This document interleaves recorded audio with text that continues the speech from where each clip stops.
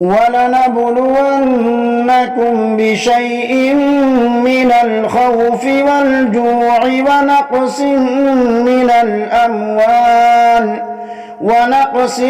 مِّنَ الْأَمْوَالِ وَالْأَنفُسِ وَالثَّمَرَاتِ وَبَشِّرِ الصَّابِرِينَ. السلام علیکم ورحمۃ اللہ وبرکاتہ. الحمد للہ وحدہ والصلاة والسلام على من لا نبی بعدہ. اما بعد، اعوذ باللہ من الشیطان الرجیم. بسم اللہ الرحمن الرحیم. وَلَنَبْلُوَنَّكُمْ بِشَيْءٍ مِّنَ الْخَوْفِ وَالْجُوعِ وَنَقْصٍ مِّنَ الْأَمْوَالِ وَالْأَنفُسِ وَالثَّمَرَاتِ وَبَشِّرِ الصَّابِرِينَ. سورہ بقرہ آیت نمبر 155. اور ہم کسی نہ کسی طرح تمہاری آزمائش ضرور کریں گے، دشمن کی ڈر سے، بھوک پیاس سے، مال و جان اور پھلوں کی کمی سے، اور ان صبر کرنے والوں کو خوشخبری دے دیجئے. رسول اکرم صلی اللہ علیہ وسلم نے فرمایا: ما انزل اللہ داء الا قد انزل له شفاء علمہ من علمہ وجہلہ من جہلہ. اخرجہ احمد فی المسند. ہر بیماری کا علاج اللہ رب العالمین نے اتارا ہے. جس نے اس کو جان لیا اس نے جان لیا اور اس کو شفا یابی مل گئی، اور جو اس سے ناواقف رہا، جس نے اس کو نہیں جانا، اس کو شفا یابی نہ مل سکی.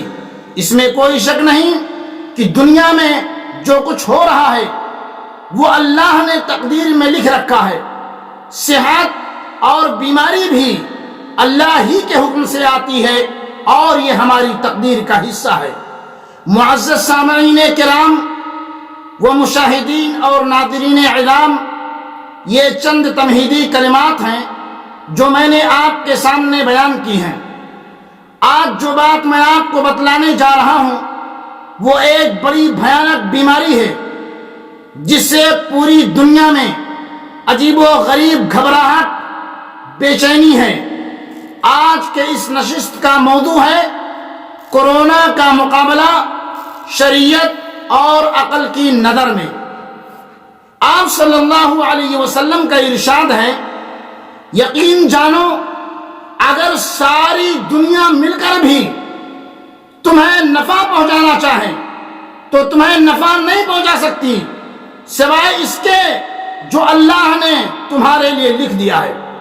اور اگر سارے مل کر تمہیں نقصان پہنچانا چاہیں تو تمہیں نقصان نہیں پہنچا سکتے سوائے اس کے جو اللہ نے تمہارے لیے لکھ دیا ہے. میرے بھائیوں، کورونا وائرس کو کووڈ-19 کا نام کیوں دیا گیا؟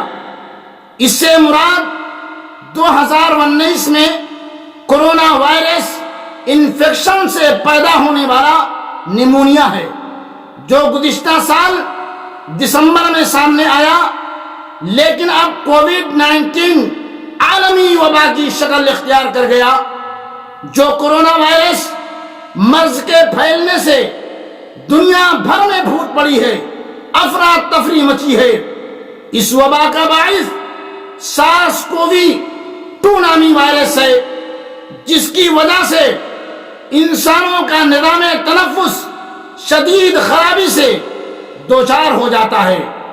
اور اس وبا کا ظہور چند ہی مہینوں کے بعد چین کے صوبہ ووہان میں ہوا، اور اتنے برق رفتاری کے ساتھ یہ وبا پھیلا کہ چند مہینوں کے اندر 11 مارچ سن 2020 عیسوی کو عالمی ادارے صحت WHO نے اسے عالمی وبا قرار دے دیا.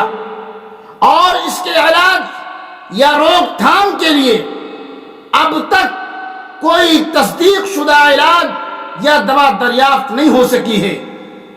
جو لوگ اپنے آپ کو سپر پاور کہنے والے تھے، آج وہ بھی گھٹنے ٹیک دیے ہیں. سب سے بڑا سپر پاور اللہ رب العالمین ہے. اس سے بڑا سپر پاور کوئی دنیا کے اندر موجود نہیں ہے. میرے بھائیوں، کووڈ-19 وائرس کیسے پھیلتا ہے۔ یہ وائرس متاثرہ شخص کی کھانسی یا چھینک سے خارج ہونے والے رطوبتوں کے چھوٹے چھوٹے قطرے اور ایسے چیزوں کی سطح کو چھونے سے پھیلتا ہے جو کرونا وائرس سے آلودہ ہو چکی ہے۔ کرونا وائرس ان چیزوں کی سطح پر کئی گھنٹوں تک زندہ رہ سکتا ہے، لیکن اسے عام جراثیم کش محلول سے بھی ختم کیا جا سکتا ہے۔ کرونا وائرس یہ وبائی یا آسمانی آفت تو کیا، ہر انسان کو ہر وقت معمولی آزمائش سے بھی اللہ کی پناہ مانگنی چاہیے، اللہ سے پناہ مانگنا چاہیے۔ میرے بھائیو، یقیناً کرونا وائرس ایک بہت بڑی آزمائش ہے، اور اس سے نمٹنے کے لیے، اس سے بچنے کے لیے ہمیں بھرپور کوشش جاری رکھنی چاہیے۔ جہاں پر ہماری کوشش یہ ہے کہ ہم اس بیماری سے کیسے بچیں، وہیں ہمیں یہ چاہیے کہ ہم اللہ رب العالمین کے حضور، اللہ رب العالمین کے سامنے ہم دست بدعا رہیں۔ اسی طرح قرآن کریم اور احادیث مبارکہ سے معلوم ہوتا ہے کہ انسانوں کے اپنے اعمال بھی مصیبتیں اور پریشانیاں آنے کا سبب بنتے ہیں، جیسا کہ اللہ تبارک و تعالی نے قرآن مجید کے اندر ارشاد فرمایا، وَمَا أَصَابَكُم مِّن مُّصِيبَةٍ فَبِمَا كَسَبَتْ أَيْدِيكُمْ وَيَعْفُو عَن كَثِيرٍ۔ سورہ شورى آیت نمبر 30 کے اندر اللہ رب العالمین نے بڑی وضاحت کے ساتھ یہ بیان کیا ہے، تمہیں جو کچھ مصیبتیں پہنچتی ہیں وہ تمہارے اپنے ہاتھوں، تمہارے اپنے کرتوت کا بدلہ ہے، تمہارے اپنے کرتوت کا بدلہ ہے، اور وہ تو بہت سی باتوں سے درگزر فرما دیتا ہے۔ میرے بھائیوں، البتہ بعض احادیث میں تو نبی اکرم صلی اللہ علیہ وسلم نے بہت وضاحت کے ساتھ ان اعمال کی نشاندہی بھی فرمائی ہے کہ جب بھی کسی قوم میں کھلم کھلا اعلانیہ طور پر کھلم کھلا بے حیائی ہونے لگتی ہے تو ان میں طاعون اور ایسی بیماریاں بھی پھیلنے لگتی ہیں، اور ایسی بیماریاں جنم لینے لگتی ہیں جو ان کے گزرے ہوئے لوگوں میں نہیں تھی۔ میرے بھائیوں، معلوم ہوا کہ معاشرے میں بے حیائی اور گناہوں کے پھیلنے کی وجہ سے آئے دن خوفناک بیماریاں پھیلتی ہیں، جن سے معاشرے کا ہر طبقہ متاثر ہوتا ہے، پورا کا پورا معاشرہ اس سے متاثر ہو جاتا ہے۔ البتہ مسلمانوں کے لیے ہر تکلیف، بیماری اور مصیبت میں بھی ایک سبق پوشیدہ ہوتا ہے، اور اس سے بندے مومن کے گناہوں کے معافی بھی ہوتی ہے۔ الغرض کہنے کا مطلب یہ ہے کہ بیماری اور پریشانی میں ہمیں جزا و فضا نہیں کرنی چاہیے۔ جزا و فضا کرنے کے بجائے ان اعمال کی طرف متوجہ ہونا چاہیے جن کی تعلیم اللہ اور اس کے رسول صلی اللہ علیہ وسلم نے ہمیں دی ہے۔ میرے بھائیوں، میں یہاں پر چند اہم اعمال کا ذکر کرنا مناسب سمجھتا ہوں جو فائدے سے خالی نہیں۔ اگر ہر فرد ان کا اہتمام کرے تو انشاءاللہ حالات میں ضرور بہتری آئے گی اور بہت جلد یہ حالات بدل جائیں گے۔ پہلی بات جو ہے میں آپ کو بتانا چاہ رہا ہوں وہ ہے رجوع اللہ۔ اللہ کی طرف پلٹو اپنے رب کی طرف، پلٹو اپنے رب العالمین کی طرف، ہر قسم کے گناہوں سے سچی توبہ کرو۔ اللہ رب العالمین نے فرمایا وَتُوبُوا إِلَى اللَّهِ تَوْبَةً نَصُوحًا۔ میرے بھائیوں، ہر قسم کے گناہوں سے سچی توبہ کرو، ایسی توبہ کرو کہ پھر آئندہ وہ گناہ نہ کرو، اور اللہ کی طرف رجوع کا اہتمام کریں، خاص طور پر کبیرہ گناہوں سے جیسے بدکاری، بے حیائی، ناپ تول میں کمی، زکوٰۃ کی عدم ادائیگی، سودی لین دین، نماز کا چھوڑنا۔ میرے بھائیوں، یہ سب کبیرہ گناہ ہیں، اور ان گناہوں سے اپنے سچی توبہ کریں، اللہ رب العالمین کی طرف پلٹیں، اللہ رب العالمین کی طرف رجوع کریں۔